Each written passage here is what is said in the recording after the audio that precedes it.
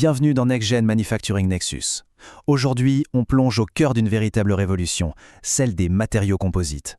On va voir comment l'automatisation et l'intelligence artificielle sont en train de tout changer. Mais alors vraiment tout. Alors, voici le programme.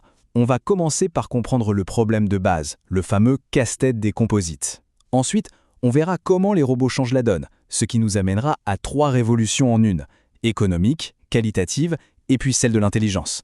Et on terminera en voyant comment tout ça s'assemble pour créer le Nexus nouvelle génération. Les composites, c'est un peu des matériaux magiques, super légers et super résistants. Le souci, c'est que jusqu'à très récemment, leur fabrication était un véritable cauchemar. C'était lent, ça coûtait une fortune, et ça tenait plus de l'artisanat d'art que de l'ingénierie de précision. Pour faire simple, on passe du jour à la nuit. D'un côté, on avait un travail manuel très long, avec un gaspillage énorme. Parfois, la moitié de la matière première partait à la poubelle, et surtout, une qualité qui pouvait varier d'une pièce à l'autre. De l'autre, l'automatisation. Eh bien, c'est tout l'inverse. Rapide, ultra précis et piloté par la donnée.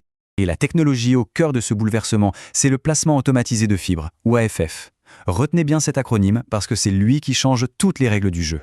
Alors, premier chiffre qui frappe, la vitesse. Un système AFP, ça peut aller jusqu'à 40 fois plus vite que le travail manuel, même avec les meilleurs techniciens du monde.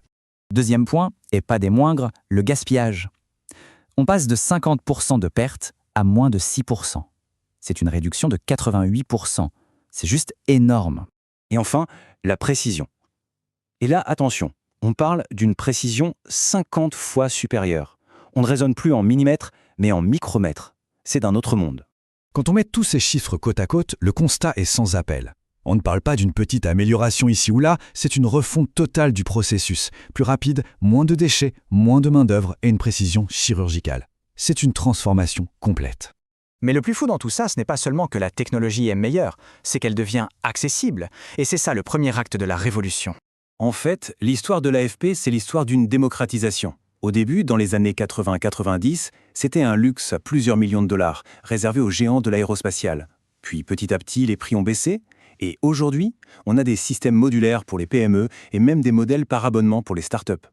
Et c'est là que ça devient vraiment intéressant. Le modèle par abonnement change tout. Pour environ 300 à 500 € par mois, n'importe quelle entreprise peut accéder à cette technologie. Pour mettre ça en perspective, c'est à peu près le coût d'un seul opérateur qualifié. Le calcul est vite fait. D'accord, donc c'est plus rapide et moins cher. Mais ce n'est pas tout. On entre maintenant dans le deuxième acte de la révolution, celle de la qualité. On passe de l'approximation humaine à la perfection de la machine. Le saut qualitatif est vertigineux. Le taux de défaut s'effondre, le rendement frôle les 100%. On atteint ce qu'on appelle un niveau 6 sigma, ce qui, pour simplifier, est le saint graal de la qualité industrielle, une quasi-perfection. Et en plus, chaque étape est enregistrée numériquement, offrant une traçabilité totale. Fini les classeurs papier. Mais voilà, fabriquer une pièce parfaite, c'est une chose. Le prouver en est une autre. Et ça amène un nouveau défi assez inattendu. C'est ce qu'on appelle le paradoxe de la rareté des données. C'est un peu le serpent qui se mord la queue. Comme le processus est presque parfait, il n'y a quasiment plus de défauts. Et sans exemple de défaut, comment entraîner une intelligence artificielle à les détecter? La solution est brillante, les données synthétiques. L'idée, c'est de créer de faux défauts, des défauts virtuels qui sont incroyablement réalistes. On peut alors en générer des milliers, des millions même, pour entraîner l'IA à reconnaître un vrai problème si jamais il se présente. Et est-ce que ça marche? Regardez plutôt. Les performances de l'IA font plus que doubler quand elle est entraînée avec ces données synthétiques. Elle devient redoutablement efficace pour trouver la moindre petite imperfection dans le monde réel. Et tout ça nous amène au troisième et dernier acte de cette révolution, celui de l'intelligence, où le monde physique de l'usine et son double virtuel fusionnent pour ne faire qu'un. Le concept clé ici, c'est le jumeau numérique. Imaginez une réplique parfaite de votre ligne de production, mais en version virtuelle. Chaque machine, chaque capteur, chaque pièce y est représentée.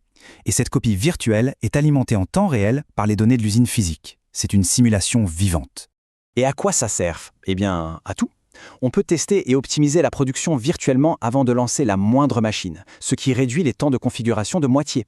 On peut prédire les problèmes de qualité avant qu'ils n'arrivent. On peut même se passer de 80% des prototypes physiques. Le gain de temps et d'argent est colossal. Alors, quand on met tout ça ensemble, l'économie, la qualité et l'intelligence, qu'est-ce que ça donne dans le monde réel? Où est-ce qu'on voit ce fameux Nexus à l'œuvre? Eh bien, partout. Dans l'aérospatial, évidemment, mais aussi dans l'automobile pour les voitures électriques, dans l'énergie pour les pales d'éoliennes géantes pour le stockage d'hydrogène, et bien sûr dans le secteur spatial où chaque gramme compte. Cette technologie est en train de se diffuser à une vitesse folle. Du coup, pour un industriel, le choix devient beaucoup plus simple. Les données nous montrent qu'il y a un seuil. En gros, si on produit plus de 150 pièces par an et qu'on a besoin de qualité et de traçabilité, la question ne se pose même plus. L'automatisation n'est plus une option, c'est une évidence économique et technique. On le voit, ce n'est pas juste une petite amélioration, c'est un vrai changement de fond. Le futur de la fabrication est déjà là, et il est accessible. La seule vraie question qui reste finalement, c'est de savoir si on veut être acteur de cette révolution ou simplement la regarder passer.